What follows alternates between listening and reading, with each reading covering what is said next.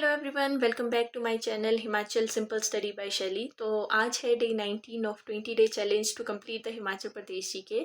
And today we are almost there to complete हमारा HP G के।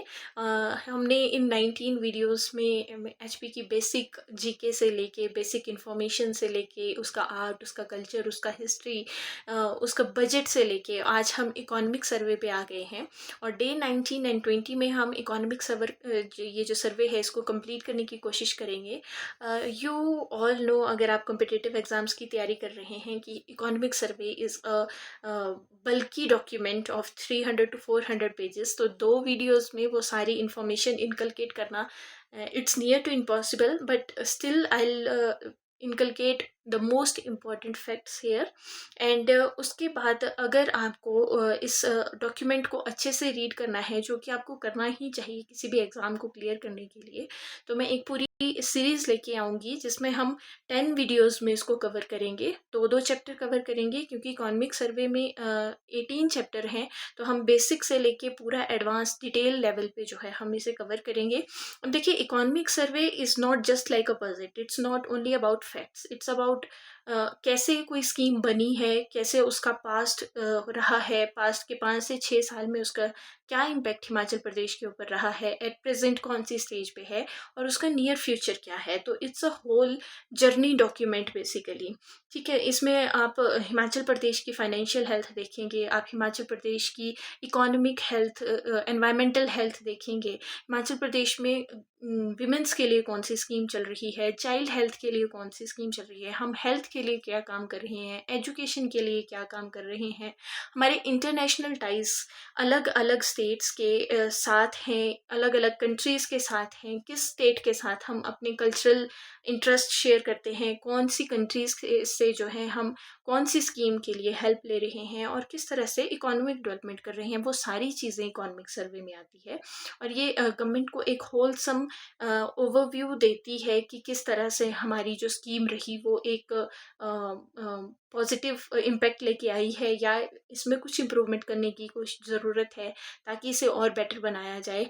ये सब चीज़ें बताती है। ठीक है, तो इकोनॉमिक सर्वे के जो स्टार्टिंग के 9 चैप्टर हैं वो आज हम कवर करेंगे, उनका जर्नल ओवरव्यू लेंगे। मैं आपको डिटेल में इसमें नहीं बता पाऊँगी क्योंकि वीडियो बहुत लंबा हो जाएगा, फैक्ट्स बहुत सारे हैं। तो जो मेन टेक अवेज हैं हम उनके ऊपर फोकस करेंगे। इकोनॉमिक सर्वे शुरू करने से पहले, क्योंकि हम अब एक इकोनॉमिक हेल्थ के बारे में बात कर रहे हैं कि किस तरह से स्टेट इम्पैक्ट होता है, किस तरह से कंट्रीज चलती हैं, तो हमें कुछ बेसिक टर्म्स का पता होना ज़रूरी है, जिस पे मैं टाइम इन्वेस्ट करूँगी। So let's start. सबसे पहले जब आप किसी भी कंट्री की जीडीपी के बारे में बात करते हैं, देखिए, किसी भी कंट्री की ग्रोथ को देखने के लिए आप जीडीपी की हेल्प लेते हैं। Gross domestic production, gross domestic produce, उस कंट्री में एक साल में कितना जो है वो सर्विसेज प्रोड्यूस हुए हैं, कितना एग्रीकल्चर प्रोड्यूस हुआ है, कितना इंडस्ट्रीज ने मैन्युफैक्चर किया है। तो वो तीनों ही सेक्टर को कवर करती है, प्राइमरी सेक्टर को, सेकेंडरी सेक्टर को और टर्शियरी सेक्टर को। ये आपने बेसिक इकोनॉमी में पढ़ा होगा कि प्राइमरी सेक्टर में वो सब चीज़ें आती हैं जो आप एनवायरनमेंट से डायरेक्टली लेते हैं और उनको अपने बेनिफिट के लिए यूज़ करते हैं। एनवायरनमेंट में क्या क्या आ रहा है, आपका एग्रीकल्चर आ रहा है, ठीक है, आपकी जो है वो फॉरेस्ट्स आ रहे हैं, और कोई भी प्रोडक्ट जो आप डायरेक्ट एनवायरनमेंट से लेके यूज़ कर रहे हैं without any processing, that is related to primary sector. Okay, secondary sector is all about industries and manufacturing.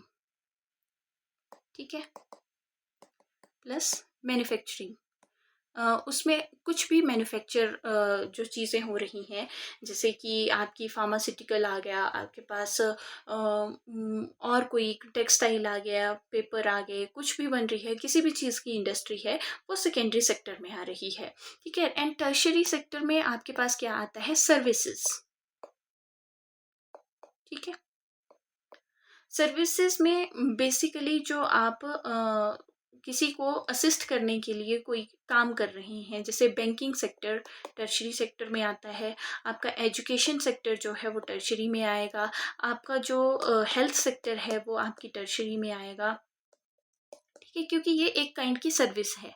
आप कोई सर्विस प्रोवाइड कर रहे हैं, तो जितनी भी टेक्नोलॉजी से रिलेटेड इंडस्ट्रीज हैं, चाहे वो टेलीकॉम है, चाहे वो आपकी कोई और इंडस्ट्री है जिसमें आप किसी तरह की सर्विस प्रोवाइड कर रहे हैं, तो वो टर्शियरी सेक्टर में आता है। तो उसको बहुत बेसिक इस तरीके से याद रखिएगा कि जो आपकी डायरेक्ट एनवायरनमेंट से आप ले रहे हैं वो है प्राइमरी, जो एनवायरनमेंट से ली गई चीज़ों को प्रोसेस करके आप यूज़ कर रहे हैं दैट इज़ सेकेंडरी, और जो आप डायरेक्ट सर्विस से, मैन से, किसी पर्सन से कोई सर्विस ले रहे हैं, एनिमल से कोई सर्विस ले रहे हैं, that is in tertiary sector.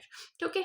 अब जो आप कंट्री की जीडीपी के बारे में बात करते हैं तो आप सिर्फ यही सेक्टर नहीं देखते हैं, आप देखते हैं कि जो ग्रोथ है गुड्स प्लस सर्विसेज में वो किस तरह की है। ठीक है। अब गुड्स एंड सर्विसेज में ग्रोथ, मान लीजिए कंट्री में आपके पास दो तरह की जीडीपी देखने को मिलती है, एक होती है नॉमिनल जीडीपी और एक होती है रियल जीडीपी। ठीक है। नॉमिनल में आपकी इन्फ्लेशन इंक्लूडेड होती है। मान लीजिए 2024 में आपकी जो कंट्री थी उसमें 100 रुपये कंट्री एक साल में बना रही है। I am just taking example with simple minimal amount. ठीक है। और 2026 में जो है वो अब आपकी कंट्री जो है वो 200 रुपये प्रोड्यूस कर रही है। ठीक है। तो आप बोलेंगे कि आपकी जीडीपी जो है वो ग्रो करी, आपकी कंट्री में ग्रोथ हुई है। ठीक है। अब आपको ये देखना है कि क्या ये एक्चुअल में ग्रो हुई है या नहीं हुई है। ठीक है। अब इसके लिए मैं एक एग्जांपल लेती हूँ। मान लीजिए 2024 में जो आपका हिमाचल प्रदेश था, वहाँ पे 100 केजी जो है वो एप्पल की प्रोडक्शन हो रही है। ठीक है। और 1 केजी का रेट जो है वो 10 रुपये है। ठीक। तो 2024 में कितना जो है वो 24-25 में कितना जो है वो जीडीपी आई, तो 10 रुपये के हिसाब से 100 किलो एप्पल जो है वो आपके पास कितने हो गए, 1000 रुपीज़ के। ठीक है। अब 2025-26 में क्या हुआ कि रेट जो है वो बढ़ गया 20 रुपये, 1 किलो सेब अब 20 रुपये का आता है। ठीक है। बट जो प्रोडक्शन है वो 100 केजी ही है अभी भी, और जो आपका अब जीडीपी आया वो कितना है, अब आप बोलेंगे कि 2000 रुपये, 20 into 100 is 2000।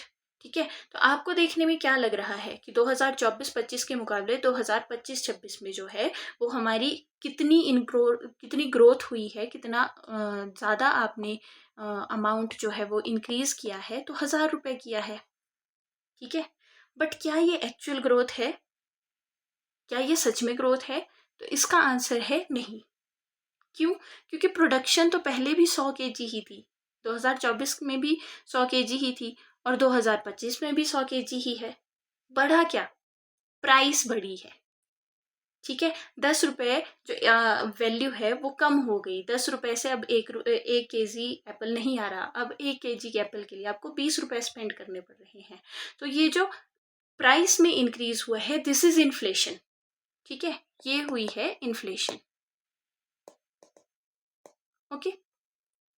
On the contrary मैं आपको एक एग्जांपल देती हूँ कि 2024-25 में 10 रुपये में आप 1 किलो सेब खरीद रहे थे और आपकी जो है वो ग्रोथ थी, 1000 रुपये की आपकी इनकम थी। ठीक है। 2025-26 में अब क्या है कि सेब अभी भी 10 रुपये ही है, लेकिन आपकी प्रोडक्शन 200 केजी हो गई, 100 केजी से बढ़ के। तो अब आपकी जो ग्रोथ हुई वो कितनी हुई, 2000 हो गई है। ठीक है। तो आपकी एक्चुअल ग्रोथ हुई क्या अब? यस। अब आपकी एक्चुअल ग्रोथ हुई है क्योंकि आपकी प्रोडक्शन इंक्रीज हुई, पहले 100 केजी थी अब 200 केजी हो गई है। ठीक है। तो इट्स रियल ग्रोथ। अब रियल ग्रोथ में ये तो मैंने आपको बिल्कुल एक लेमैन भाषा में समझाया है, लेकिन जब आप इकोनॉमिक टर्म्स में इस चीज़ को देखेंगे तो आप देखेंगे कि जीडीपी में जब आप रियल एंड नॉमिनल की बात करते हैं, नॉमिनल एंड रियल की बात करते हैं, तो नॉमिनल तो इज जस्ट लाइक नाम मात्र जो आपको दिख रही है ऊपर ऊपर से कि ग्रोथ हुई है, दैट इज नॉमिनल। रियल के लिए आप एक बेस ईयर लेते हैं। ठीक है। बेस ईयर मान लीजिए 2010-11 में आप 10 रुपये में जो है वो 2010-11 में आप जो है वो 10 रुपये में 1 किलो शुगर खरीद पा रहे थे, ठीक है। और 2025-26 में जो है वो 1 केजी खरीदने के लिए आपको 30 रुपये खर्च करने पड़ रहे हैं, ठीक है।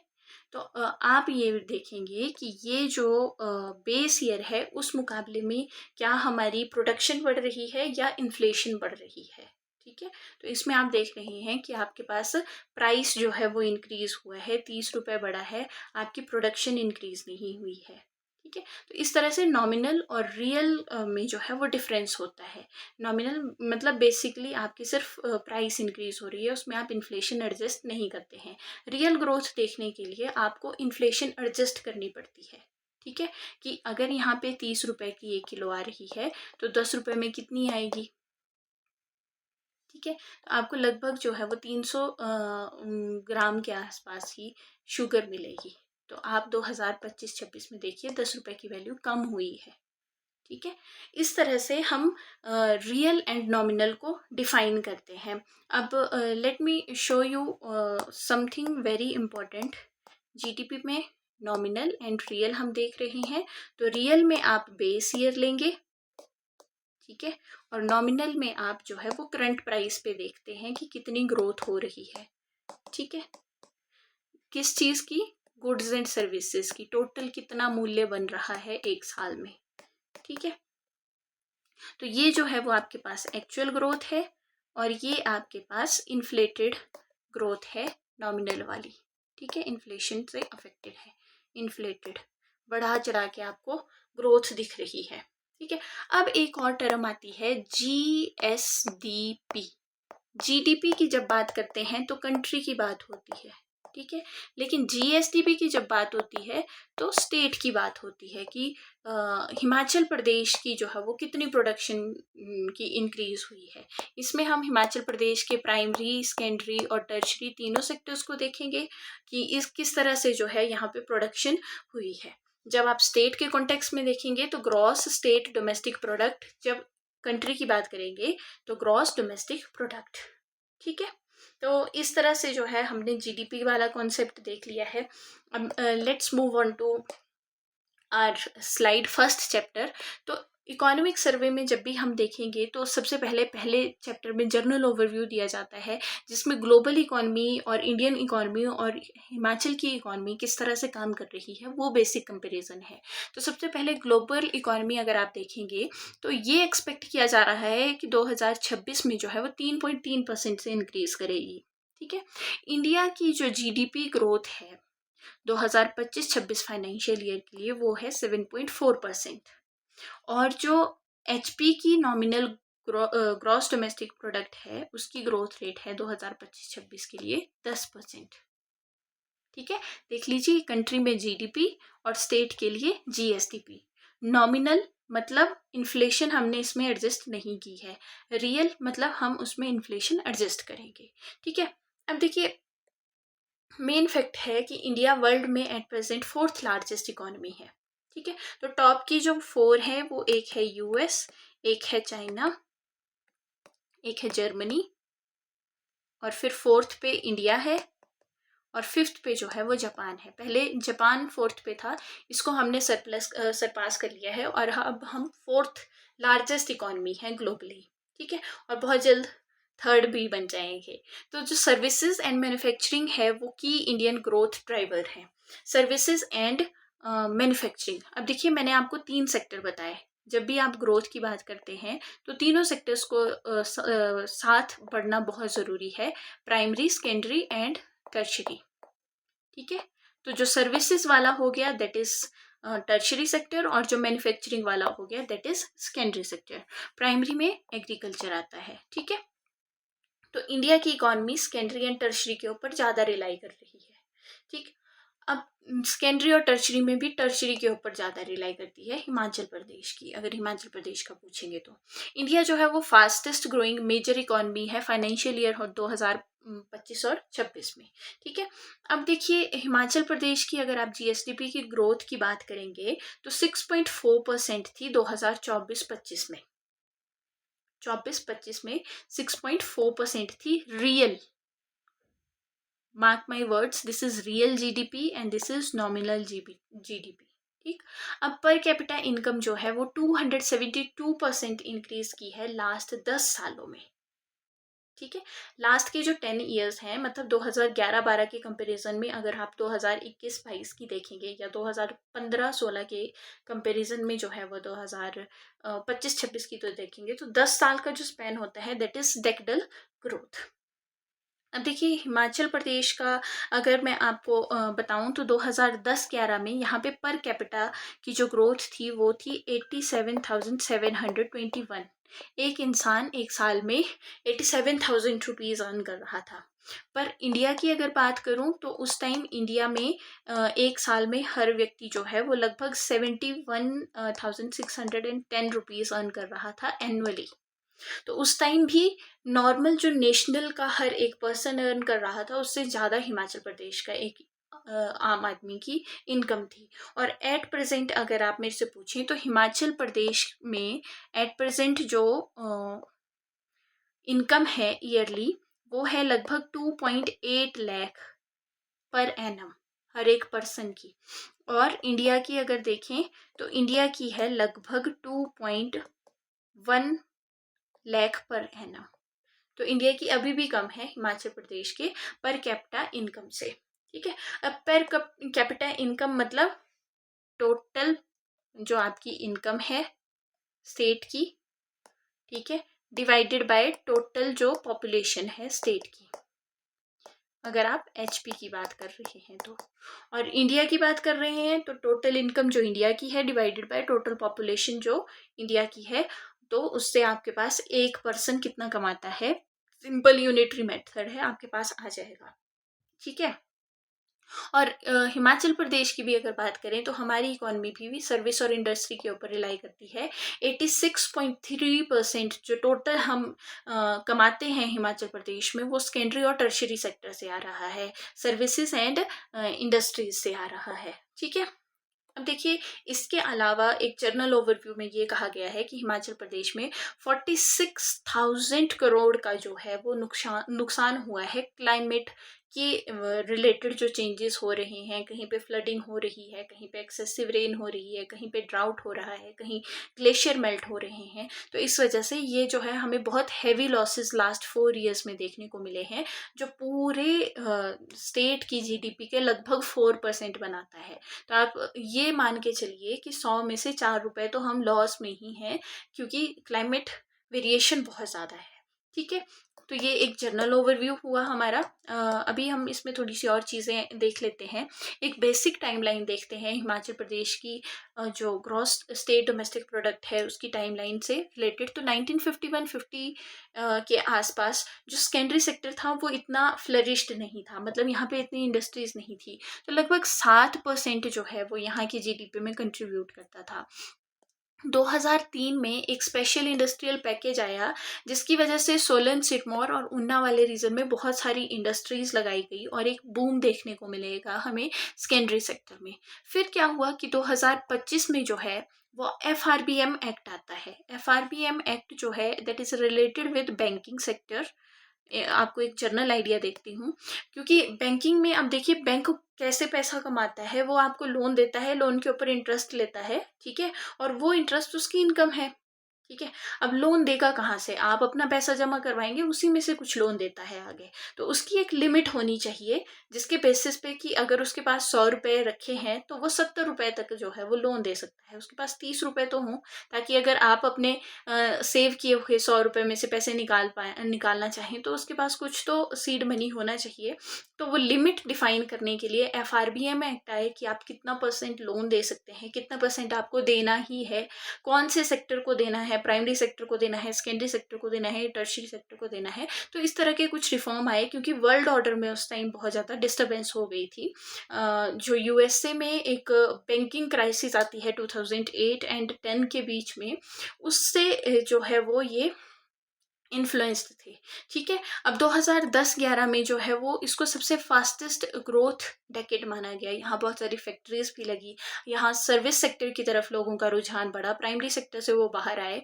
और 2021-20 के आसपास जो है वो जीएसडीपी लगभग 167% की ग्रोथ के साथ इंक्रीज करी और पर कैपिटा इनकम 272% बढ़ी। ठीक है, मतलब अगर आप 100 रुपये कमा रहे थे तो 272% इंक्रीज का मतलब है कि अब आप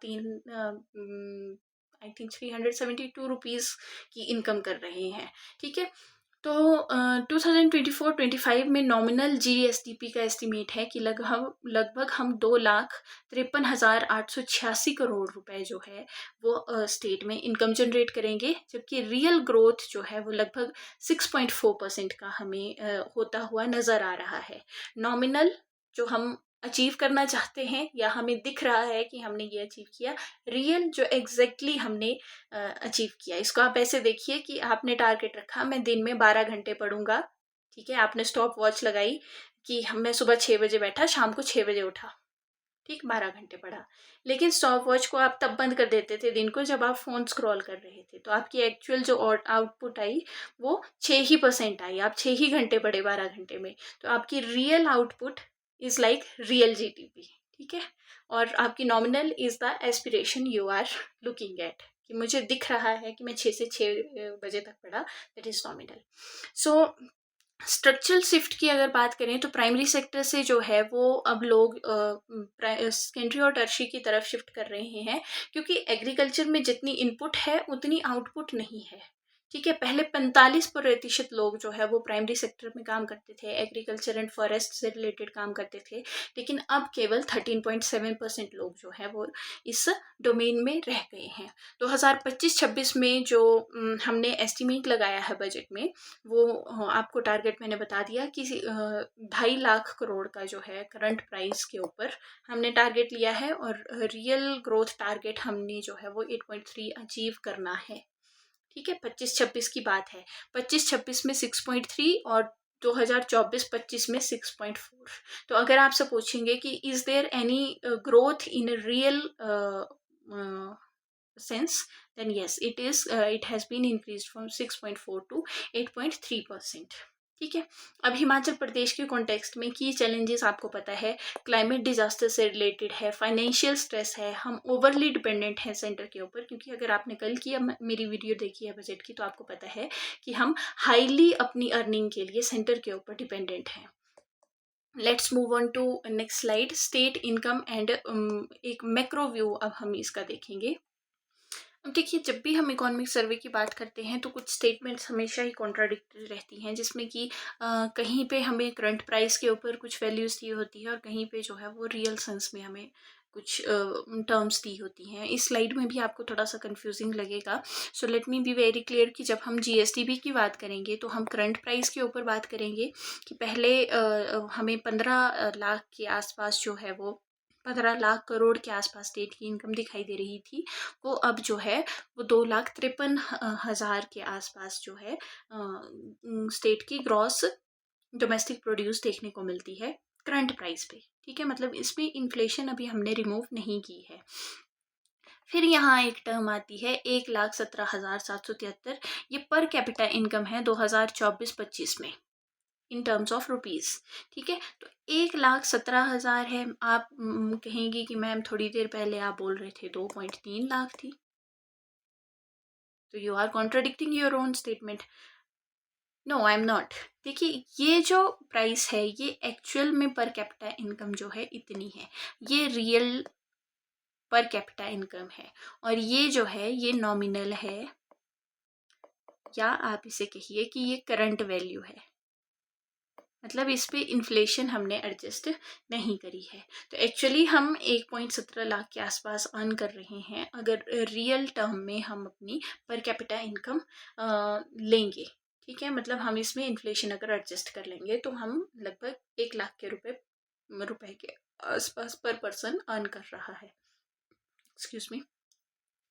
तो 40.11% जो है वो इंडस्ट्रीज़ का शेयर है स्टेट के जो डोमेस्टिक प्रोडक्ट है 2024-25 में।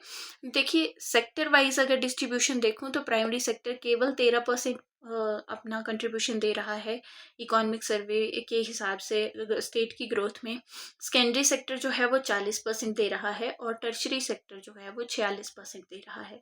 तो ये हमें एक चीज़ और बताता है, क्योंकि हमारा जो यूथ है वो टर्शरी और सेकेंडरी सेक्टर की तरफ मूव कर रहा है, प्राइमरी सेक्टर को छोड़ रहा है, तो हम उतने यूथ को जो है वो अपने इन सेक्टर्स में अब्जॉर्ब नहीं कर पा रहे हैं, इसलिए एक अनएम्प्लॉयमेंट का लेवल जो है वो बढ़ रहा है। ठीक है, तो this is also one of the reason कि हमारा प्राइमरी सेक्टर अब इतने लोगों को जो है वो अकोमोडेट नहीं कर रहा है। अब देखिए पर कैपिटा इनकम ग्रोथ अगर ट्रेंड देखें हम, तो देखिए परसेंटेज में अगर बात करें तो लगभग 6 से 10% के बीच में जो है वो नॉमिनल ग्रोथ शो की गई थी 2019-20 में, और रियल ग्रोथ जो है वो 2 से 6% के बीच में लगभग 4% के आसपास थी। ठीक, कितनी पर कैपिटा इनकम। अब 2020-21 में जो है वो कोविड का टाइम आता है और आपकी दोनों ही जो एस्टिमेट हैं वो गड़बड़ा जाते हैं। आपकी रियल इनकम भी गिर जाती है, आपकी नॉमिनल इनकम भी गिर जाती है, क्योंकि कोई इकोनॉमिक एक्टिविटी नहीं हो रही है।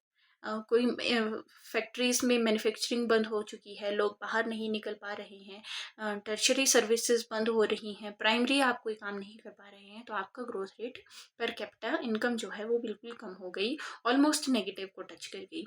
फिर क्योंकि आपने पहले ही बहुत कम किया है तो नेक्स्ट ईयर का जो ग्रोथ था that is projected very high, लगभग 10 से भी ज़्यादा जो है वो हमने टारगेट किया था, लेकिन हम 2 से 6% पर कैपिटा इनकम अचीव कर पाए। और अगर आपसे 2024-25 की बात पूछें तो हमने 10% जो है वो नॉमिनल पर कैपिटा इनकम रखी थी, लेकिन हम 6 से 7% के आसपास अचीव कर पाए। और एट प्रेजेंट जो है वो हमने 10% का टारगेट लिया है कि हम इतना पर कैपिटा इनकम करेंगे, और 6% से 10% लगभग 8% के आसपास जो है वो हम एक्चुअली जो है वो रियल ग्रोथ देख पाएंगे।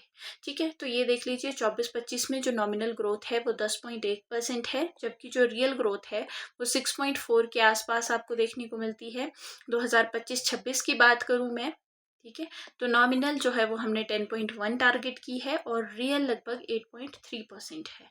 अब कोविड डिप में जो है 2020-21 में अगर आपको एक स्टेटमेंट दी जाए कि क्या रियल ग्रोथ जो है वो नेगेटिव भी हो सकती है, और कोविड के टाइम ये नेगेटिव थी, तो इंसान सोचेगा कि ग्रोथ नेगेटिव कैसे हो सकती है। बिल्कुल हो सकती है, अगर एक्टिविटीज़ नहीं हो रही हैं आपके पास, आपकी इनकम सोर्स बंद हो गया है, तो growth will be in negative phase. तो yes, this statement will be true कि हमारी उस टाइम रियल ग्रोथ जो है वो -4% थी, और पर कैपिटा इनकम 24-25 के लिए जो है वो 1,17,773 रुपये थी रियल, अगर आप पर कैपिटा इनकम देखते हैं। इंडिया के कंपैरिजन में HP per capita lower than national, ये स्टेटमेंट अगर आपसे पूछी जाएगी तो ये गलत होगी, क्योंकि इंडिया के कंपैरिजन में हिमाचल प्रदेश की पर कैपिटा इनकम जो है वो ज़्यादा है। ठीक है, तो ये हमने देख लिया कि करंट प्राइस पे जो है वो इतना है, और कांस्टेंट प्राइस पे जीएसटीपी 2011-12 के हिसाब से हमारी पर कैपिटा इनकम इतनी है। ठीक है, और जीएसटीपी भी। तो let's move on to next slide. अब देखिए यहाँ से मेजर टेक अवेज जब हम देखते हैं तो जीएसटीपी के बारे में बात करते हैं, जो लगभग 2.3 लाख करोड़ के आसपास है। फिर रियल ग्रोथ जो है वो 6.7% है, जबकि नॉमिनल हमने 10 का टारगेट लिया है। पर कैपिटा इनकम हमारी 2.8 लाख है करंट प्राइस पे। ठीक है, प्राइमरी सेक्टर केवल 15% कंट्रीब्यूट कर रहा है। इसको आप ऐसे सोचिए कि 100 रुपये में से सिर्फ 15 रुपये एग्रीकल्चर से आ रहे हैं, 40 रुपये के आसपास आपके सेकेंडरी सेक्टर से आ रहे हैं, और बाकी 43 रुपये के आसपास जो है वो आपके टर्शरी सेक्टर से आ रहे हैं। इसके अलावा भी कुछ रेवेन्यू टैक्स एंड ये जो आप लगाती है गवर्नमेंट, वहाँ से भी इनकम होती है। तो आप देखिए एम्प्लॉयमेंट की अगर बात करें तो 54% लोग जो है वो एग्रीकल्चर में इंक्लूडेड हैं, लेकिन पैसा कितना जनरेट कर रहे हैं, केवल 15% जीडीपी का। ठीक है, तो ये क्या शो कर रहा है कि उनका जो एक्चुअल पोटेंशियल है उससे कम जो है वो प्रोडक्शन आती है। तो ये एग्जांपल है डिसगाइज्ड अनएम्प्लॉयमेंट का। मतलब जहाँ पे एक पर्सन की ज़रूरत है वहाँ 10 लोग लगे हैं। ठीक है।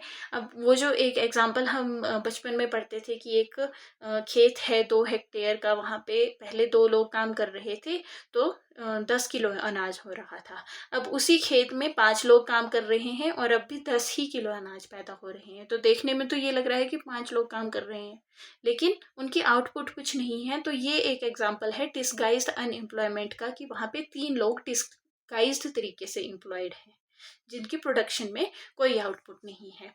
फिर देखिए विजुअल फ्लो अगर आप देखें तो लोग एग्रीकल्चर से सर्विस की तरफ शिफ्ट हो रहे हैं। इसको स्ट्रक्चरल ट्रांसफॉर्मेशन बोलते हैं इकोनॉमी का, कि एक सेक्टर से दूसरे सेक्टर में शिफ्ट हो रहे हैं। और इसके अलावा इकोनॉमिक सर्वे में हिमाचल प्रदेश के टूरिज्म का बहुत बड़ा हाथ है, ट्रेड एंड होटल्स का बहुत बड़ा कंट्रीब्यूशन है, और फाइनेंशियल सर्विसेज का एक कंट्रीब्यूशन हमें देखने को मिलता है। So let's move on to next slide. अब हम आ गए हैं बैंकिंग सेक्टर के ऊपर, पब्लिक फाइनेंस के ऊपर। ठीक है, तो यहाँ पे हम रेवेन्यू एक्सपेंडिचर और हिमाचल प्रदेश की जो डेट पोजीशन है उसके बारे में बात करेंगे। हमने कल ही पढ़ लिया है, इसलिए हम ज़्यादा इस पे टाइम स्पेंड नहीं करेंगे, कि रेवेन्यू रिसिप्ट हमारी 42,343 करोड़ है। ठीक है, 2025-26 के लिए जो बजट का एस्टिमेट है। और टोटल एक्सपेंडिचर मतलब बजट साइज हमारा 58,515 करोड़ है। टैक्स रेवेन्यू के थ्रू हम 27,000 करोड़ जनरेट करते हैं, और टैक्स रेवेन्यू जो है वो 15% हमारे जो पूरा बजट है उसका 15% जनरेट करता है। तो रेवेन्यू एक्सपेंडिचर आपने देख लिया। रेवेन्यू एक्सपेंडिचर मतलब 100 में से हम 83%, लगभग 83 रुपीज़ तो डेली एक्सपेंसेस के लिए ही खर्च कर देते हैं। ठीक है। कैपिटल एक्सपेंडिचर केवल 6%, केवल 6 रुपए जो है वो हम ऐसे जगह इन्वेस्ट कर रहे हैं जहाँ से एसेट बनेगा और हमारी लाइबिलिटीज़ को कम करेगा। इंटरेस्ट पेमेंट, इतना सारा लोन ले रखा है कि 7 रुपए तो हम इंटरेस्ट ही चुका रहे हैं। ठीक है। केवल 2 सेक्टर जिसमें हम बहुत अच्छा से इन्वेस्ट कर रहे हैं वो हेल्थ एंड एजुकेशन है। हेल्थ में हम लगभग 9.5 करोड़ इन्वेस्ट कर रहे हैं, 9,500 करोड़। और हेल्थ में लगभग 3,000 करोड़ रुपए जो है वो हम इन्वेस्ट कर रहे हैं। अगर बात करूं grant in aid, grant in aid का मतलब है कि इसके ऊपर आपको कोई लोन नहीं देना है, ये काइंड ऑफ मदद है। ठीक है, आपकी प्रॉपर ग्रोथ के लिए। ठीक है। तो ग्रांट इन एड पहले जो है वो 17,633 करोड़ आती थी सेंटर की ओर से, जो कि अब केवल 10,243 करोड़ आ रही है। तो ये भी डिक्रीज देखने को मिलता है हमें। तो मतलब हमारे पास ग्रोथ के और स्कोप कम हो जाते हैं, क्योंकि हमारे पास अप्रोप्रिएट फंड नहीं है। नॉन टैक्स रेवेन्यूज के बारे में हमने कल बात करी थी, तो वहाँ से 4,000 करोड़ के आसपास जो है वो जनरेट होता है रेवेन्यू।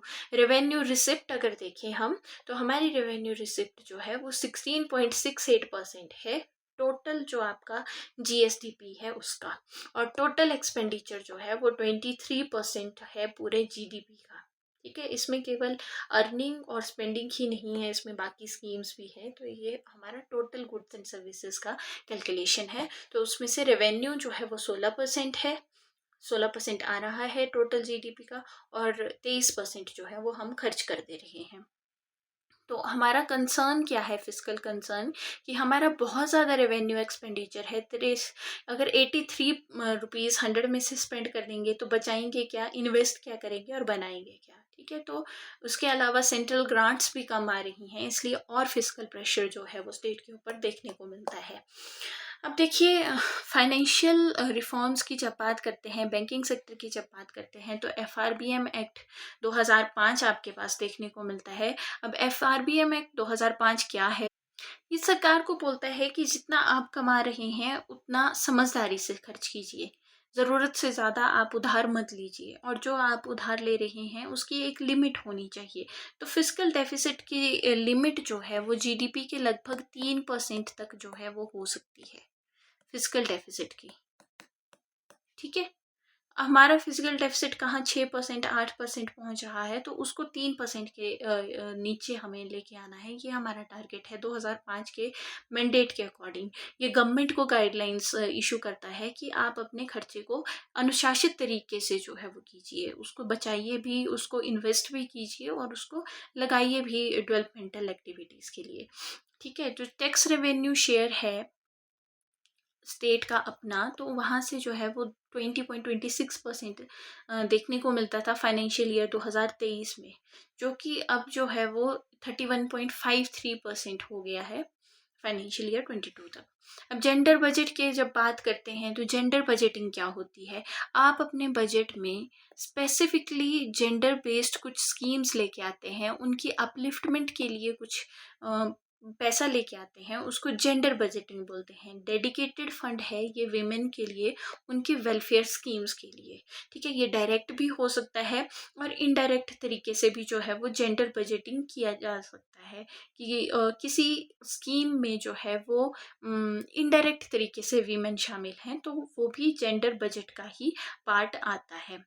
उसके बाद हम नेक्स्ट देखते हैं, इसके लिए लगभग 4,800 करोड़ जो है वो जेंडर बजट के लिए दिया गया है हिमाचल प्रदेश के बजट में।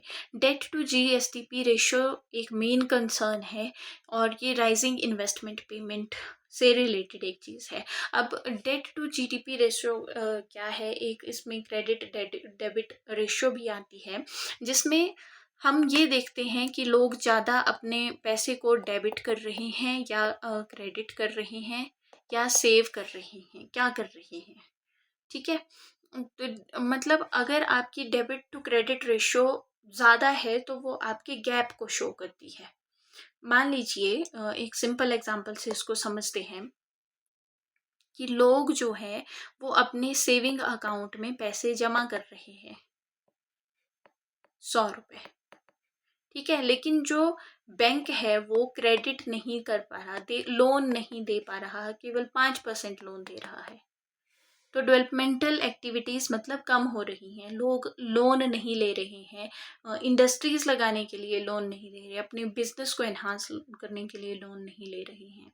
तो जब ये गैप बहुत ज़्यादा होगा तो मतलब हमारी ग्रोथ जो है वो कम हो रही है। इस बैलेंस को भी जो है, मैं डेबिट और क्रेडिट वाला जो रेशियो है, इसको भी बहुत ही कंसर्निंग एक चीज़ होती है जिसको ध्यान में लेके हमें चलना पड़ता है। फिर सेंट्रल शेयर इन टैक्सेस में जो है वो एक्सपेंड हो गया है 23.12% तक, और रेवेन्यू डेफिसिट जो है वो परसिस्ट कर रहा है, जो कि स्ट्रक्चरल रिफॉर्म्स की तरफ इशारा कर रहा है। ठीक है, तो इसके साथ हमने ये वाला पोर्शन ऑलमोस्ट कंप्लीट कर लिया है। यहाँ आप देख सकते हैं कि रेवेन्यू एक्सपेंडिचर 80% है, आपका जो कैपिटल एक्सपेंडिचर है वो केवल 7% है, इन्वेस्टमेंट पेमेंट 11% है, और लोन एडवांसमेंट्स जो है वो 2% है। तो ये आपके फाइनेंशियल सिचुएशन को दिखा रहा है। So let's move on. यहाँ पे हम देख रहे हैं कि पब्लिक फाइनेंस में आपका फिस्कल डेफिसिट बहुत ज़्यादा है, जिसका जो लगभग 3% होना चाहिए वो 4.5 से 5% है। रेवेन्यू डेफिसिट अप्रॉक्सीमेटली 2 से 3% है, तो विद इन रेंज है। जो आपका डेट टू जीएसडीपी रेशियो है वो 40 से 45% है, जो कि एक अलार्मिंग सिचुएशन है। उसके बाद आप ये देखिए कि हमारे पास हाई कमिटेड एक्सपेंडिचर हैं, जो कि मतलब एक लाइबिलिटी की तरह काम करते हैं, और लो फिजिकल स्पेस है डेवलपमेंट के लिए। अगर लोग लोन नहीं लेंगे, अगर इन्वेस्टर्स लोन नहीं लेंगे, तो वो अपना बिजनेस इंडस्ट्रीज नहीं एक्सपेंड करेंगे, तो एम्प्लॉयमेंट भी कम होगी। ठीक है, सैलरी जो आपका कमिटेड एक्सपेंडिचर है वो 70 से 75% है, जो आपको देना ही है, और जिनसे स्टेट के लिए कोई ग्रोथ नहीं हो रही। इंडिविजुअल बेशक ग्रोथ हो सकती है, लेकिन स्टेट के लिए नहीं हो रही, तो हमें रिफॉर्म्स लेने पड़ेंगे, एफआरपीएम एक्ट लगाना पड़ेगा, डिजिटल ट्रेजरी सिस्टम करना पड़ेगा, और रेवेन्यू की जो है वो मोबिलाइजेशन करना बहुत ज़रूरी है। अगर फिजिकल साइकिल की आप बात करें तो रेवेन्यू हम जनरेट करते हैं, फिर हम उसे खर्च करते हैं, फिर या तो सरप्लस होता है या डेफिसिट होता है। इंडिया और हिमाचल जैसी सिचुएशन के लिए डेफिसिट ही होगा। फिर उस डेफिसिट को कंपनसेट करने के लिए हम उधार लेते हैं, बोरोइंग्स लेंगे, और फिर जो है वो हमारे ऊपर जो उधार होगा वो और बढ़ जाएगा, कर्ज और इंक्रीज हो जाएगा। तो इस तरह से ये साइकिल जो है वो चलता रहता है, और इसको कम करना, तोड़ना जो है वो थोड़ा मुश्किल होता है। So let's move on to next chapter, banking and institutional financing. तो इसमें हम जो है वो अलग अलग स्कीम्स देखेंगे। जैसे प्रधानमंत्री जनधन योजना में लगभग 19.42 लाख अकाउंट्स जो हैं वो सितंबर 2025 तक खोल दिए गए हैं। प्रधानमंत्री जस्ट वेट प्रधानमंत्री सुरक्षा बीमा योजना। सुरक्षा बीमा योजना में जो है लगभग 40 लाख अकाउंट खोले जा चुके हैं सितंबर 2025 तक। 15.65 लाख अकाउंट जो है वो प्रधानमंत्री जीवन ज्योति बीमा योजना में खोले गए हैं और 83.39% अकाउंट जो है वो प्रधानमंत्री जन धन योजना में आधार लिंक्ड अकाउंट्स के बेसिस पे खोले गए हैं, कवर कर लिए गए हैं, जिसमें आधार से आपका बैंक अकाउंट लिंक्ड है।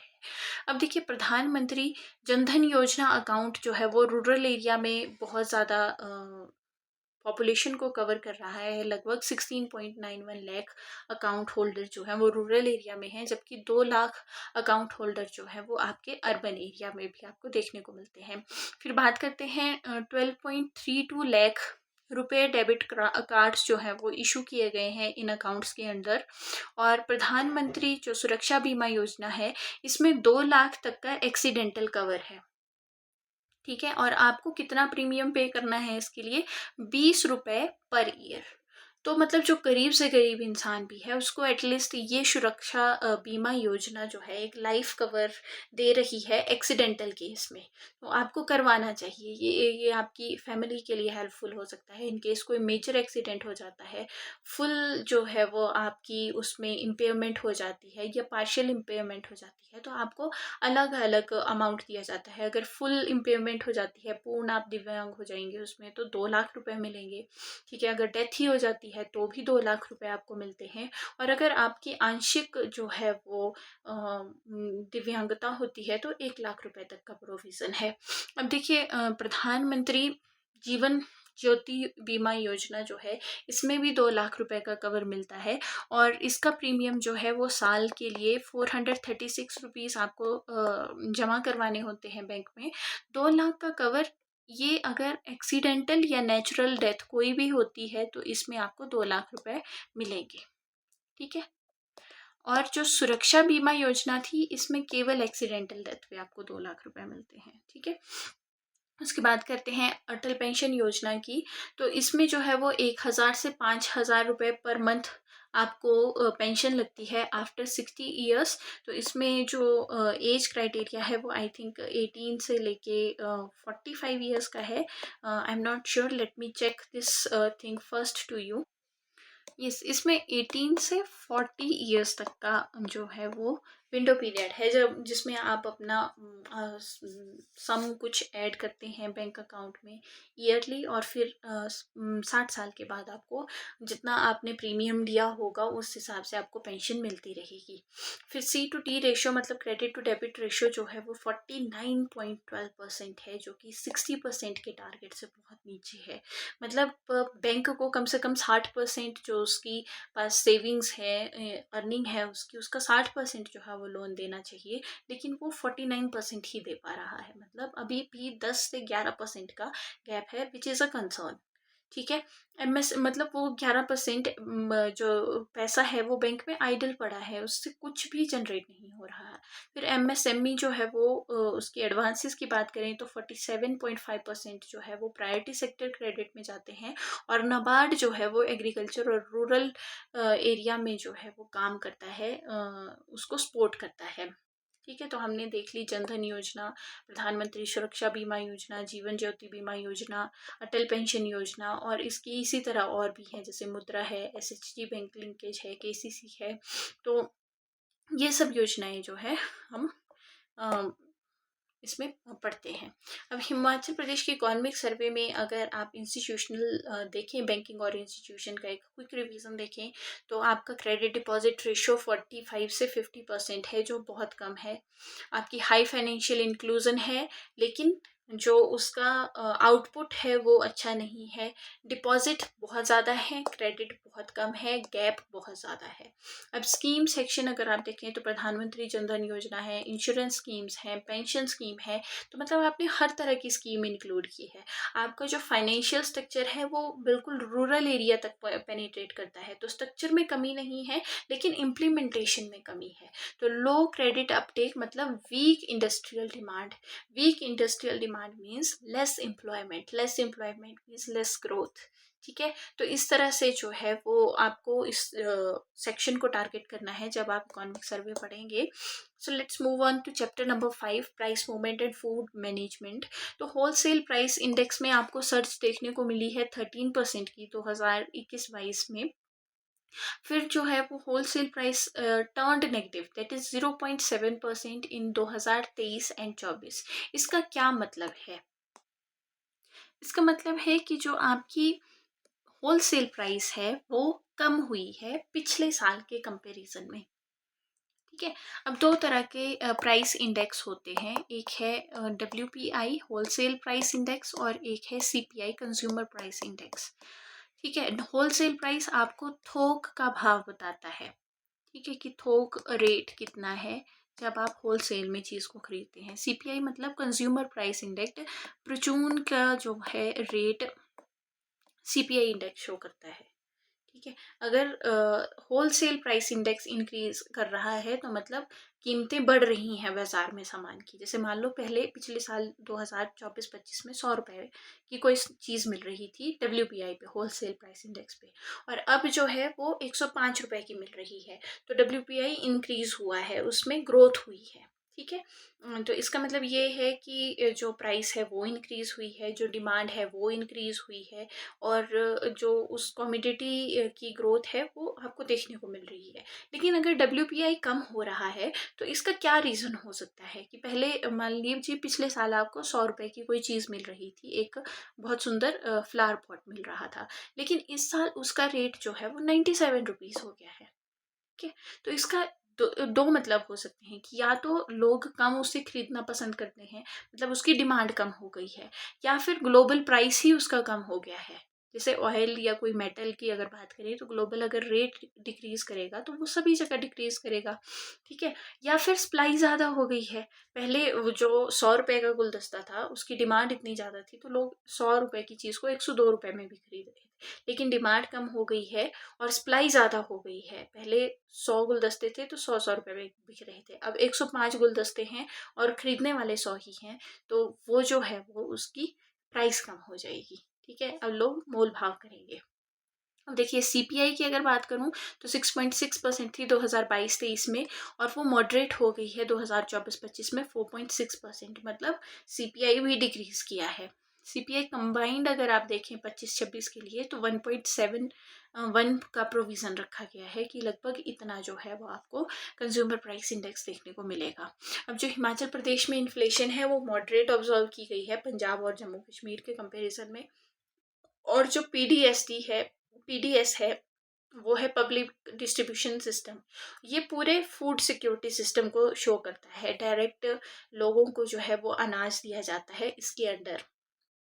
Himachal Pradesh SSSC, Himachal Pradesh state civil supply corporation manage करता है आपका पब्लिक डिस्ट्रीब्यूशन सिस्टम को, जो आप सोसाइटी से सामान लेते हैं। ठीक है, फिर एग्जाम फोकस में ये पूछ जा सकता है कि WPI 2021-22 में जो है वो ज़्यादा था 2023-24 के कंपैरिजन में, तो ये ज़्यादा था, 13% था, और अब कम हो गया है। CPI जो है कंज्यूमर प्राइस इंडेक्स क्यूमुलेटिव 2022-23 के लिए 6.6% के हिसाब से इंक्रीज किया था।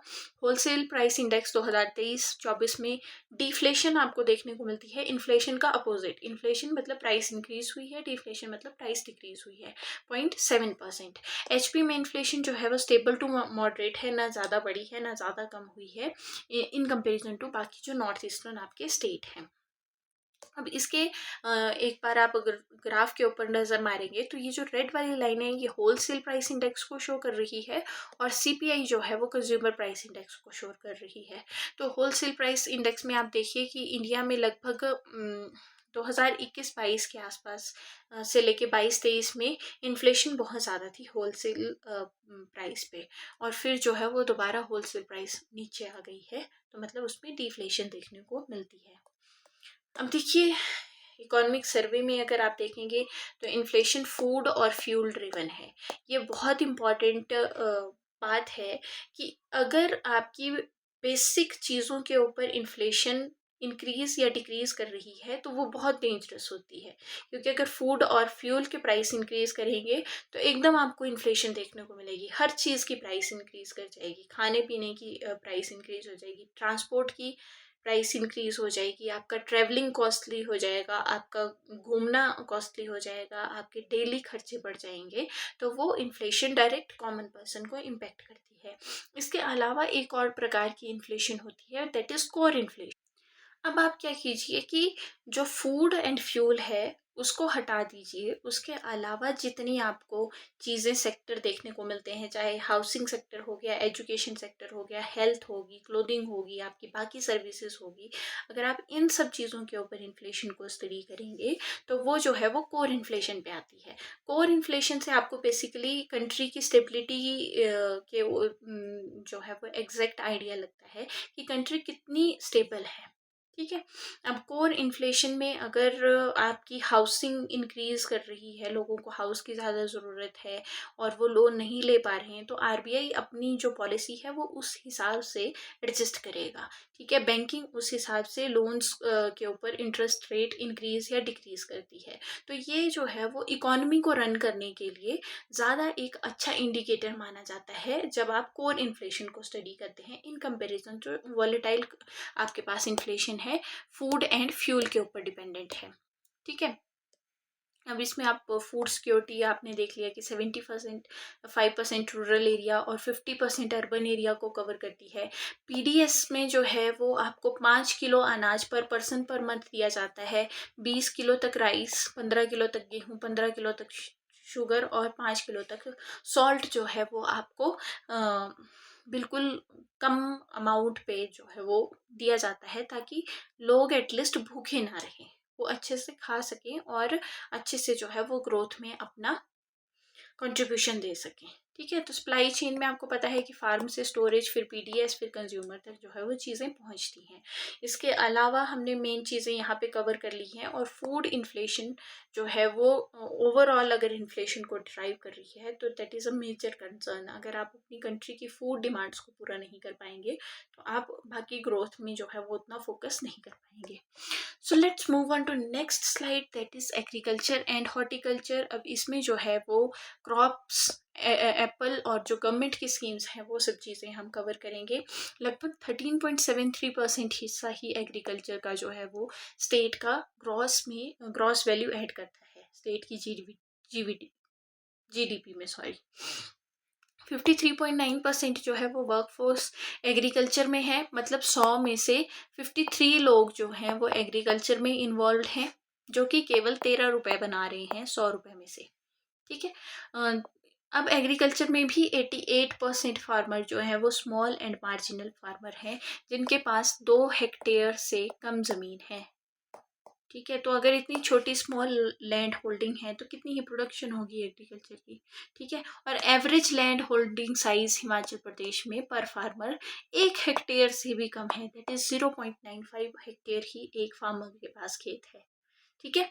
तो जीएसवी ग्रीव जो है वो बड़ी है, तो 22,428 करोड़ थी फाइनेंशियल ईयर 2022 में, और अब जो है वो 32,415 हो गई है 2026 में। क्रॉप सेक्टर में अगर आप देखें तो 57% एग्रीकल्चर बनाता है जीवीए में, जो कि फाइनेंशियल ईयर में लगभग 11.9% बना रहा है, एस्टिमेट ऐसा है। 80% जो कल्टिवेटेड लैंड है वो बारिश के ऊपर डिपेंड करती है वहाँ पे प्रोडक्शन। ठीक है। मतलब हमारे पास इरिगेशन स्कीम्स भी इतनी अच्छी नहीं है। अगर बारिश होगी टाइम टू टाइम तो फसल अच्छी होगी, अगर नहीं हो रही है तो फसल खराब हो जाएगी। 2025 में मॉनसून जो है वो अबव नॉर्मल रहा, 39% ज़्यादा बारिश हुई। टोटल क्रॉप प्रोडक्शन 2026 के फाइनेंशियल ईयर के लिए जो है वो 3,699.11 थाउजेंड मेट्रिक टन है, इतना हम प्रोडक्शन करेंगे क्रॉप्स में। फूड ग्रेन में 43.26% प्रोडक्शन की टारगेट है, और कमर्शियल क्रॉप्स जो है वो 56% पोर्शन बनाती हैं। अगर देखिए 100% में 53% आपकी कमर्शियल क्रॉप्स हैं और 43% जो है वो फूड ग्रेन, जैसे कि आपकी व्हीट, राइस, मेज, ये सब चीज़ें। हॉर्टिकल्चर जो है वो 2.37 लाख हेक्टेयर एरिया इसमें है, और ये एग्रीकल्चर एरिया का 26% हिस्सा कवर करता है। एप्पल सबसे ज़्यादा प्रोडक्शन इसकी होती है 77.58%, जो पूरी फ्रूट्स की प्रोडक्शन होता है उसमें से 77% एप्पल प्रोड्यूस हो रहा है। कहाँ? शिमला, किन्नौर और कुल्लू में। 7.33 लाख टन फ्रूट प्रोड्यूस होता है हर एक साल में। 2025 दिसंबर एंड तक का ये डाटा है। 26 मार्केट्स को जो है वो ई नैम में इंटीग्रेट किया गया है। अब ई नैम क्या है? Electronic national agriculture market.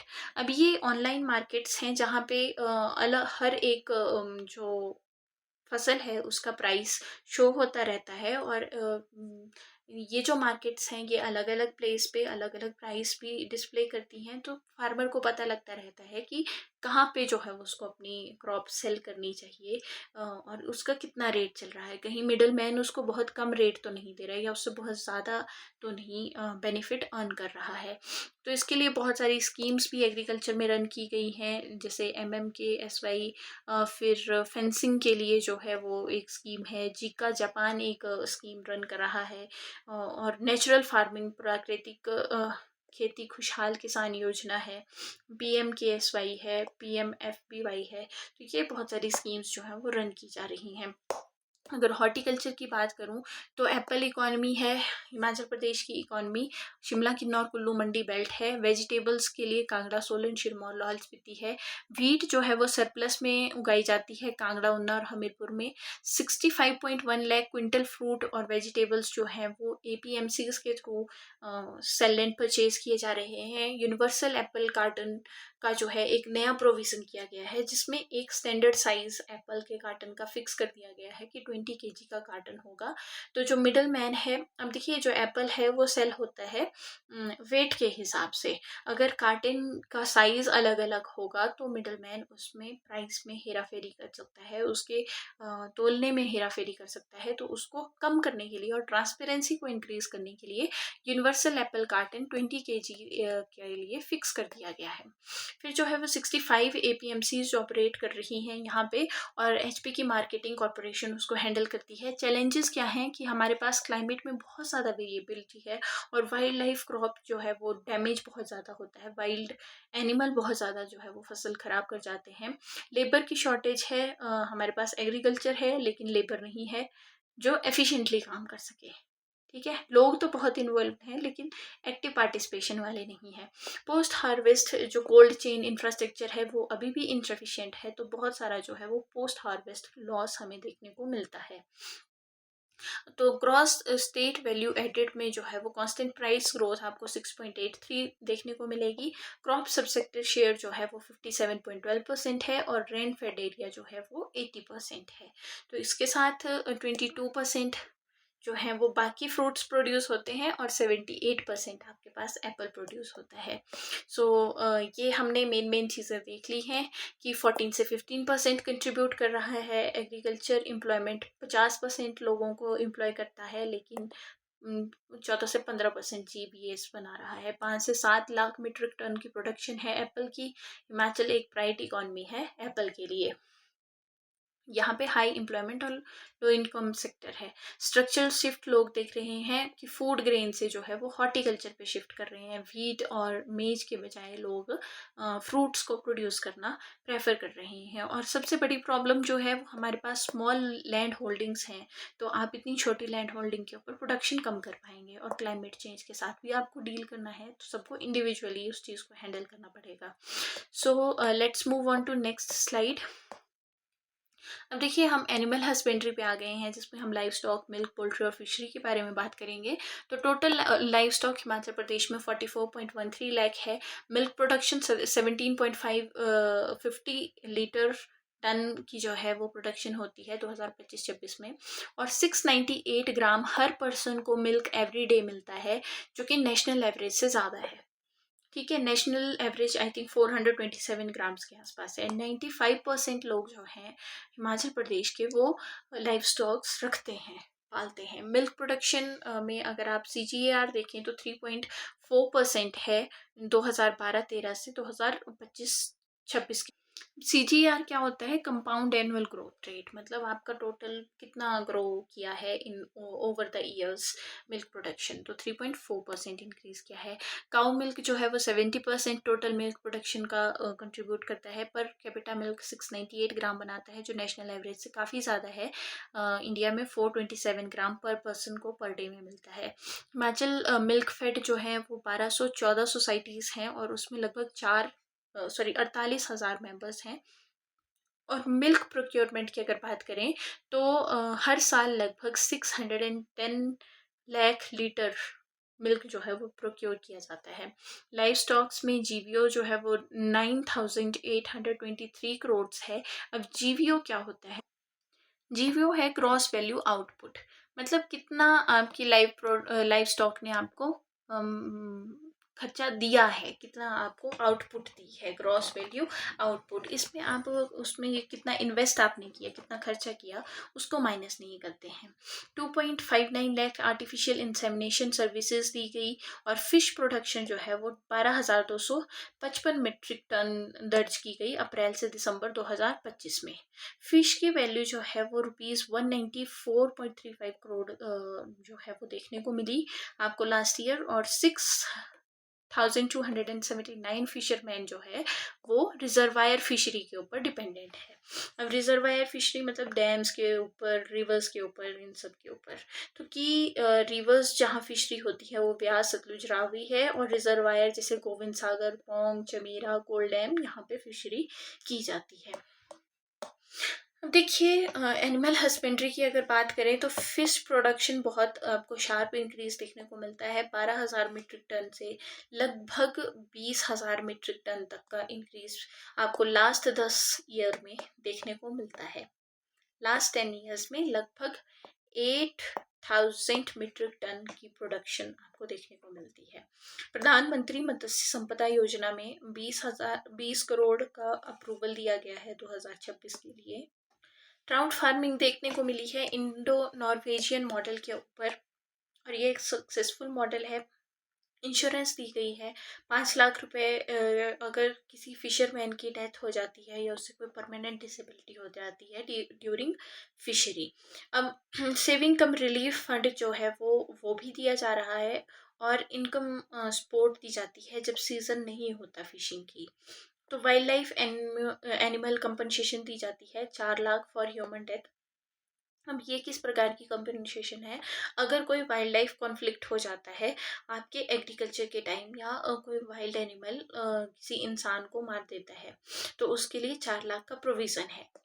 Himachal Pradesh wool federation में जो है वो वूल प्रोक्योरमेंट और मार्केटिंग के लिए इनिशिएटिव लिए जा रहे हैं। पोल्ट्री के लिए 13.42 लाख बर्ड्स एट प्रेजेंट यहाँ है, जो कि सिग्निफिकेंट रूरल इकोनॉमी का सोर्स हैं, जिनसे एग प्रोडक्शन की जाती है, बाकी प्रोड्यूसेस की जाती है।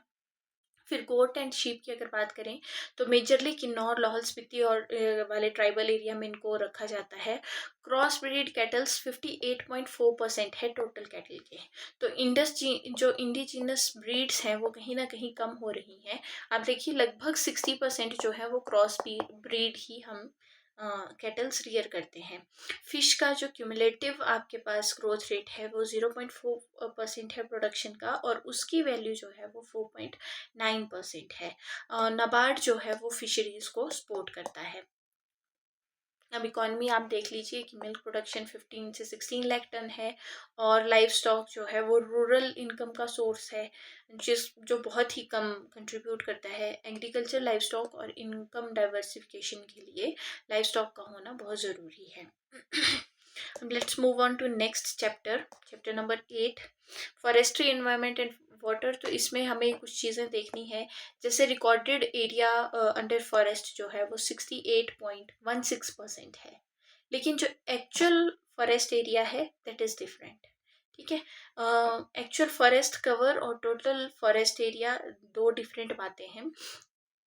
एग्रीकल्चर फॉरेस्ट कवर ग्राउंड सर्वे पे 27.99% है, और 19 8.15 किलोमीटर स्क्वायर का जो है वो ग्रोथ देखने को मिली है फॉरेस्ट एरिया में।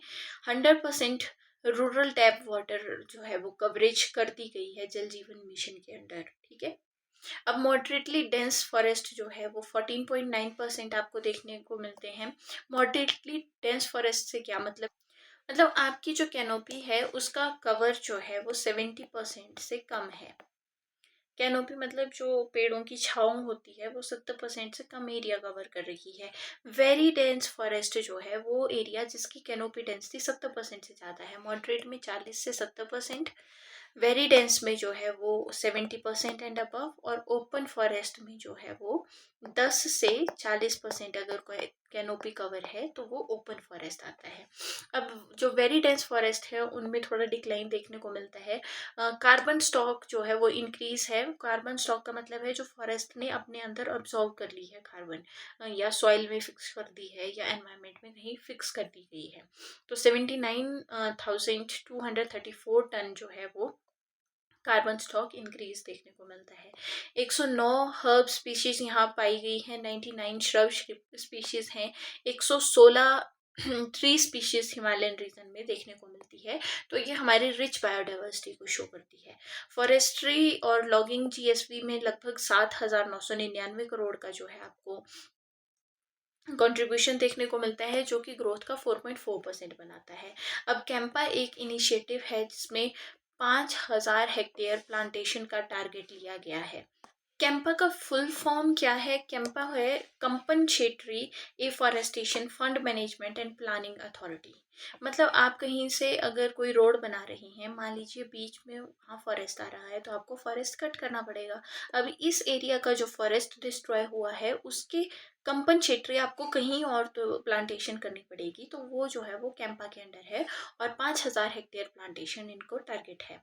वन विस्तार योजना है, राजीव गांधी वन संवर्धन योजना है, 20,000 वन मित्रास की जो है वो एंगेजमेंट की गई है फॉरेस्ट रिस्टोरेशन के लिए, और जल जीवन मिशन में जो है वो 17.9 लाख हाउस होल्ड को जो है वो कवर कर लिया गया है, जो कि हिमाचल प्रदेश का लगभग 100% कवरेज है। हर घर में जो है वो नलके से पानी पहुंच चुका है। 68 जो है वो सीवेज ट्रीटमेंट प्लांट ऑपरेशनल है हिमाचल प्रदेश में।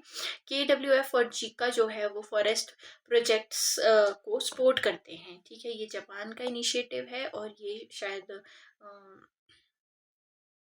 KFW, let me check this and tell you. ये जर्मनी का एक बैंक है जो यहाँ पे जो है वो फॉरेस्ट कवर को इंक्रीज करने के लिए लोन्स एंड ग्रांट्स देता है। हिमाचल प्रदेश में एफॉरेस्टेशन और forest conservation, biodiversity protection, climate resilience और सस्टेनेबल डेवलपमेंट के लिए ये काम करता है। इसके अंडर जो है वो चंबा और कांगड़ा डिस्ट्रिक्ट आता है। ये बहुत ही इंपॉर्टेंट क्वेश्चन है और बहुत बार यहाँ से क्वेश्चन आता है। इसके लिए 308 करोड़ रुपीस जो है वो फंडिंग है, जबकि जीका जो जापान वाला इनिशिएटिव है ये जो है वो 800 करोड़ की फंडिंग यहाँ पे करता है। अब देखिए, हिमाचल जो है वो rich Himalayan biodiversity, moist temperate forest यहाँ पाए जाते हैं। वहाँ पे बहुत ज़्यादा डाइवर्सिटी है, मॉइस्ट टेम्परेट फॉरेस्ट है। वाइल्ड लाइफ कॉन्फ्लिक्ट इंक्रीज हो रहे हैं तो 4 लाख का जो है वो कंपनसेशन दिया जाता है इनकेस कोई डेथ होती है। 20 इको टूरिज्म जो है वो चैप्टर्स यहाँ पे स्पॉट्स अप्रूव किए गए हैं। 120 फॉरेस्ट रेस्ट हाउस जो है वो एक्टिवली अब आप ऑनलाइन इनको एक्सेस कर सकते हैं। 10 न्यू इको टूरिज्म साइट्स जो है वो एलोकेट की गई हैं फेज 3 एंड 4 में 2025 में। KFW बैंक जो है वो चंबा कांगड़ा को कवर करता है, 308 करोड़ जो है वो इसका फंडिंग है। और फाइनेंशियल ईयर 2026 के लिए जो है वो 20,099 करोड़ स्पेंड करेंगे। जीका फॉरेस्ट प्रोजेक्ट 6 डिस्ट्रिक्ट में चल रहा है। कौन से 6 में चल रहा है अब ये आप मुझे बताएंगे। 600 करोड़ का इसका टारगेट है 10 ईयर के लिए। वर्ल्ड बैंक जो है वो 100 मिलियन मतलब लगभग 650 करोड़ रुपए का फंड जो है वो climate resilient rain fade farming के लिए देता है, जबकि जल जीवन मिशन 100% रूरल टैप कवरेज कर रहा है। जुलाई 2023 से ये शुरू किया गया था। जितने भी स्कूल हैं और आंगनवाड़ीज हैं वो भी जल जीवन मिशन के अंडर जो है वो कवर कर दिए गए हैं। डेस्ट और NCC जो है वो अलाइन करता है हिमाचल प्रदेश को नेशनल और ग्लोबल क्लाइमेट कमिटमेंट के साथ। अब आप मेरे से पूछेंगे कि मैम ये डेस्ट एंड CC क्या है। तो डेस्ट की फुल फॉर्म है department of economic, department of economic statics, CC से क्लाइमेट रिजिलियंस। ठीक है, जो भी आप क्लाइमेट से रिलेटेड कोई चीज़ कर रहे हैं उसके लिए काम जो है वो department of statics and economic statics देखता है। तो ये जो है वो कवर करता है हिमाचल प्रदेश का मेन एरिया। इसको ध्यान रखिएगा कि फॉरेस्ट कवर 68.16% रिकॉर्डेड है, जबकि एक्चुअल 27% है, और हमारा टारगेट कम से कम 33% किसी भी स्टेट का, किसी भी कंट्री का एरिया जो है वो फॉरेस्ट के अंडर होना चाहिए। तो हिमाचल का केवल 27% है। कार्बन स्टॉक जो है वो 79.23 टन्स है, जबकि जल जीवन मिशन में 17 लाख हाउस होल्ड जो है वो कवर कर लिए गए हैं। तो ये हमने देख लिया। मेनली फॉरेस्ट कवर वैसे 66% है, लेकिन जो एक्चुअल है वो 27% है, और जो टारगेट है वो 33% का है। तो इसमें इकॉनमी, इकोलॉजी और जो आपका टूरिज्म और लाइवलीहुड है, ये सब चीज़ें कवर करते हैं। जितना बढ़िया एनवायरनमेंट उतनी बढ़िया इकोनॉमी। ठीक है, और main alarming reason Himachal Pradesh के क्लाइमेट से रिलेटेड क्या है कि यहाँ पे बहुत ज़्यादा हीट इंक्रीज हो रही है, तो ग्लेशियर्स मेल्ट हो रहे हैं। क्लाइमेट चेंज की वजह से लैंडस्लाइड्स आपको देखने को मिलते हैं। तो इनके साथ जो है वो हमें कोप करना है और डेवलपमेंट भी करनी है। अब हम आज के लास्ट चैप्टर इंडस्ट्रीज के ऊपर आ गए हैं। देखिए, सेकेंडरी सेक्टर जो है वो 40% बना रहा है, और इंडिया का 35% मेडिसिन जो है वो हिमाचल प्रदेश में प्रोड्यूस होता है। So it's a good achievement for Himachal Pradesh. Himachal Pradesh लगभग 20,414 करोड़ का एक्सपोर्ट करता है, और 650% यूनिट्स जो हैं वो फार्मा यूनिट्स हिमाचल प्रदेश में ऑपरेशनल है। अब सेकेंडरी ग्रोथ जो है वो 7% से 40% तक पहुंच गई है 1950 से 2025 तक आते आते। अर्ली इंडस्ट्रीज में मोहन मैकिन आपको पता है, सॉल्ट माइंस है, नूरपुर में सिल्क फार्म है, पालमपुर टी है, ये पुरानी इंडस्ट्रीज हैं। 2003 में स्पेशल इंडस्ट्री पैकेज दिया गया सोलन, सिरमौर और ऊना को, और उससे आपको एक इंडस्ट्रियल बूम देखने को मिला। एमएसएमईज जो है 99% इंडस्ट्रियल यूनिट्स कवर करती हैं, और ये की एम्प्लॉयमेंट ड्राइवर हैं। यहाँ पे सबसे ज़्यादा एम्प्लॉयमेंट देखने को मिलती है।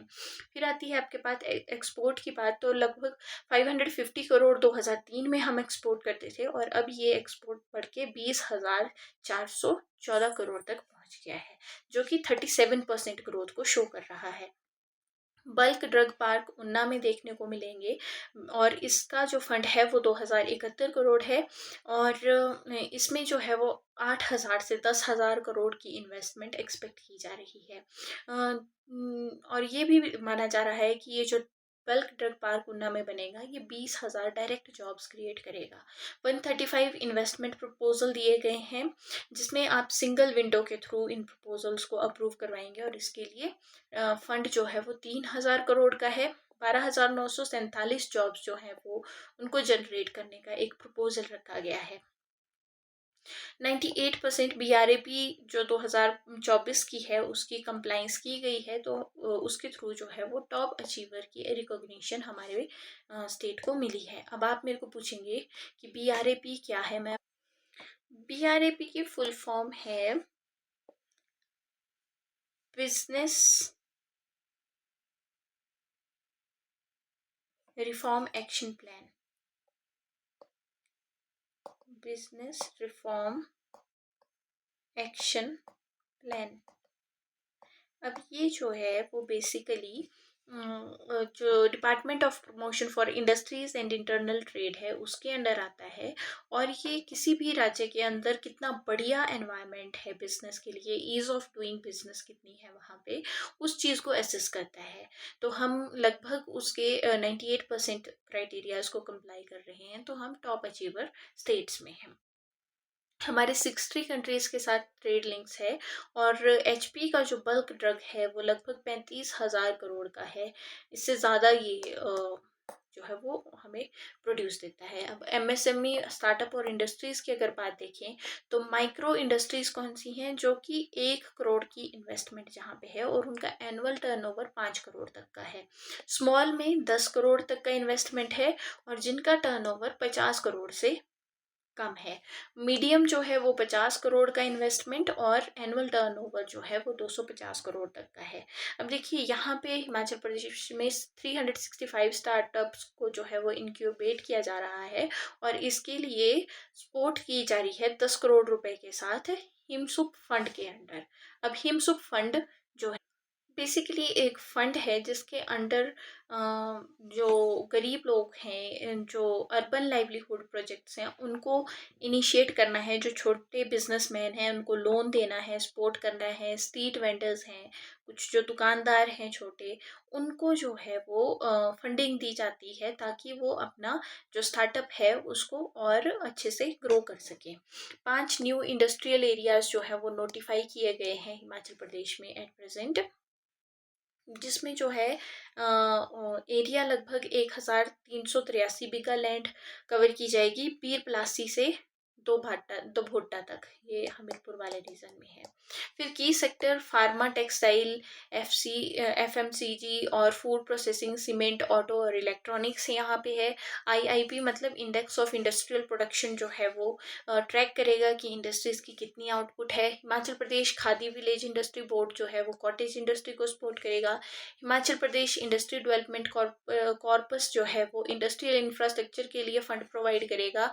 आईपीआईडीज मतलब इंफ्रास्ट्रक्चर डेवलपमेंट बोर्ड जो है वो लार्ज प्रोजेक्ट्स की फाइनेंसिंग को हैंडल करेंगे।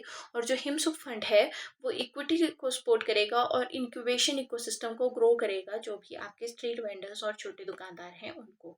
तो यहाँ पे जो है इस स्लाइड से डायरेक्ट ही क्राइटेरिया आपसे पूछ लेते हैं और हिमसुख के बारे में आपसे पूछा जा सकता है कि कौन सा जो है वो सेक्टर को ये प्रमोट करता है। So let's move on. एक बार हम चैप्टर 9 का ओवरव्यू देख लेते हैं। तो मॉडरेट ग्रोथ है 6 to 7%। फार्मा, हाइड्रो और एमएसएमई जो है वो मेन एरियाज हैं इसमें। और टेरेन जो है वो चैलेंज है। कनेक्टिविटी एक चैलेंज है किसी भी स्टेट में, जो हिली स्टेट है उसमें प्रॉपर इंडस्ट्रीज को एस्टेब्लिश करने के लिए। तो ये बेस लिमिटेड है हिली इकोनॉमी में, जिसको हमें ओवरकम करना है यहाँ के एनवायरनमेंट को ध्यान में रखते हुए। तो अभी तक जो हमने देखा चैप्टर 1 से 9 तक, इसमें हमने एग्रीकल्चर में प्रधानमंत्री कृषि सम्मान निधि योजना देखी, जिसमें 6,000 रुपए दिए जाते हैं पर ईयर किसानों को। 9 से 10 लाख फार्मर्स जो है इससे बेनिफिट होते हैं। प्रधानमंत्री फसल बीमा योजना में जो है वो अलग अलग प्रीमियम दिया जाता है क्रॉप्स के लिए। 2% खरीफ के लिए, 1.5% रबी के लिए और 5% जो है वो कमर्शियल क्रॉप्स को कवर किया जाता है। फिर सॉइल हेल्थ कार्ड जो है वो हर 2 साल में सॉइल की टेस्टिंग की जाती है 12 पैरामीटर्स के ऊपर, जिसके बेसिस पे जो है वो आपको फर्टिलाइजर्स और कुछ सब्सिडीज प्रोवाइड की जाती है। वीवाई में जो है वो 50,000 रुपए दिए जाते हैं पर हेक्टेयर। और इसमें टारगेट किया जाता है कि जो 20 हेक्टेयर्स तक के क्लस्टर्स हैं उनको बेनिफिट दिया जाए। ये है परंपरागत कृषि विकास योजना, मतलब जो यहाँ पे ऑर्गेनिक फार्मिंग है उसको प्रमोट करने के लिए ये इनिशिएटिव है। फिर फाइनेंस सेक्टर में प्रधानमंत्री जन धन योजना, मतलब जीरो बैलेंस आप अकाउंट खुलवा सकते हैं और उसमें 10,000 ओवरड्राफ्ट तक की फैसिलिटी आपके पास है। 2 लाख तक की इंश्योरेंस भी इसमें की जाती है। अटल पेंशन योजना में आपको पता है कि 1,000 से 5,000 रुपए पर मंथ आप निकाल सकते हैं, पर आपको शुरू करना पड़ेगा 18 से 40 साल की एज में। फूड सिक्योरिटी की बात करें तो नेशनल फूड सिक्योरिटी एक्ट में 75% रूरल एरिया और 50% अर्बन एरिया कवर हो चुका है। और पीडीएस सिस्टम में 5 किलो पर पर्सन पर मंथ जो है वो अनाज दिया जाता है। पीएमजीकेवाई में एक्स्ट्रा 5 किलो जो है वो फ्री ग्रेन आपको दिए जाते हैं। एनिमल हस्बेंड्री में राष्ट्रीय गोकुल मिशन इंडिजिनस ब्रीड को प्रमोट करने के लिए चलाया गया है, जबकि नेशनल लाइव स्टॉक मिशन जो है वो 50% सब्सिडी आपको देता है लाइवलीहुड को रेज करने के लिए लाइव स्टॉक की। एनवायरनमेंट में ग्रीन इंडिया मिशन है, 5+5 मिलियन हेक्टेयर कवर करेगा। कैंपा में एफॉरेस्टेशन की जाती है। इंडस्ट्रीज में स्टार्टअप इंडिया में 3 इयर्स टैक्स एग्जम्पशन दी जाती है अगर 10,000 करोड़ का इसके लिए फंड दिया गया है। एमएसएमई स्कीम्स में क्रेडिट और प्रायोरिटी लेंडिंग की जाती है। तो इसमें आप एग्रीकल्चर में ऐसे क्विक रिविजन कर सकते हैं कि 6,000 रुपये पर ईयर प्रधानमंत्री कृषि सम्मान निधि में, प्रधानमंत्री फसल बीमा के लिए 2%, 1.5% और 5%। उसके बाद 10,000 रुपये की ओवरड्राफ्टिंग फैसिलिटी प्रधानमंत्री जनधन योजना में 5 किलो राशन आपको जो है वो पीडीएस में दिया जाता है। 75 से 50% जो है वो सब्सिडी आपको देखने को मिलती है नेशनल फूड सिक्योरिटी एक्ट में, और 1,000 से 5,000 की पेंशन आपको अटल पेंशन योजना में दी जाएगी, और 5+5 जो है वो ग्रीन इंडिया मिशन है। तो इस तरह से आप इनको कवर कर सकते हैं। इनको हम डिटेल में तब कवर करेंगे जब हम इकोनॉमिक सर्वे की एक अलग सी सीरीज लेके आएंगे और पूरा इकोनॉमिक सर्वे कवर करेंगे। तो ये एक क्विक रिकैप है आपके लिए चैप्टर वाइज। इसको आप स्क्रीनशॉट ले लीजिएगा। Thank you so much. हमारा ऑलमोस्ट चीज़ें कवर हो चुकी हैं। ये भी एक इम्पॉर्टेंट स्लाइड है जिसको आपको बाई हार्ट याद करना है, क्योंकि फिगर्स अगर पूछेंगे तो यहाँ से पूछने की सबसे ज़्यादा संभावना है। आज हमारा पार्ट 1 इकोनॉमिक सर्वे का कवर हो गया है। Thank you so much. कल मिलते हैं पार्ट 2 के साथ, और कल हमारा फिर HPG भी कंप्लीट हो जाएगा। आई होप आपको ये पसंद आया होगा। Keep studying hard until then, and like share subscribe ज़रूर कीजिएगा। Thank you so much.